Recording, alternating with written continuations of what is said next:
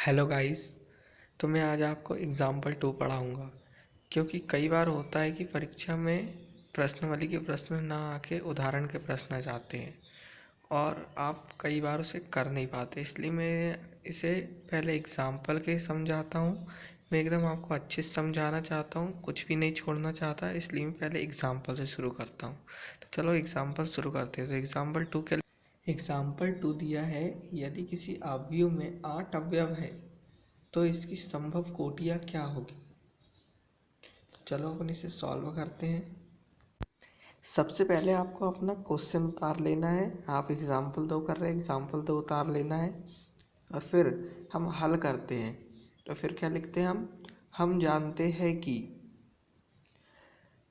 यदि किसी अवयव की कोटि m/n है तो हो सकता है जैसे कि देखो 8 अवयव है तो एक पंक्ति 8 स्तंभ हो सकते हैं या 8 पंक्ति एक स्तंभ हो सकते हैं। कहने का मतलब है कि उनका गुणा 8 आना चाहिए। जैसे कि 2 और 4 हो सकती, 2 पंक्ति 4 स्तंभ और उसका भी गुणा 8 है, और 4 पंक्ति 2 स्तंभ हो सकती है, उसका गुणा भी 8 है। तो अब आप सोच रहे होंगे कि पंक्ति क्या होती है और स्तंभ क्या होता है। तो मैंने इसके पहले वाली वीडियो में बताई थी, अगर आपने उसे नहीं देखी है तो आप उसे जाके देखिए पहले। तो ये देखिए मैंने बाजू में एक एग्जाम्पल दिया हूँ। एक अवयव है जिसमें 1-2 पंक्ति है, पहली पंक्ति, 3-3 दूसरी पंक्ति, 4-5 तीसरी पंक्ति, मतलब इस आड़ी लाइन को पंक्ति बोलते हैं। और 1-3-4 पहला स्तंभ है, 2-4-3 2-4-5 दूसरा स्तंभ है।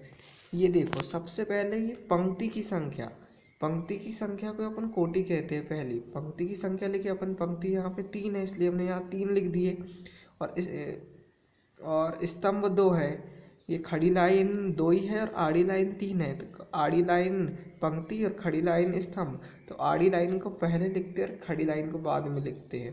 तो ये यहाँ पर 3 पंक्ति है इसलिए 3 तथा 2 स्तंभ है इसलिए 2।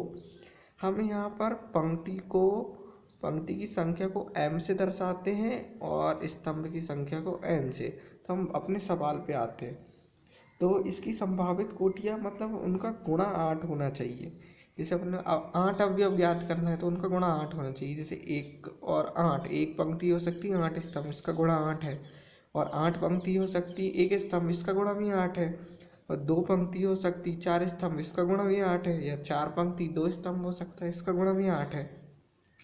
अतः हम यह कह सकते हैं कि एक अवयव में 8 अवयव होने के लिए संभावित कोटियाँ 1-8, 8-1 या 2-4 या 4-2 हो सकती है। तो इसका आंसर यही हो जाएगा।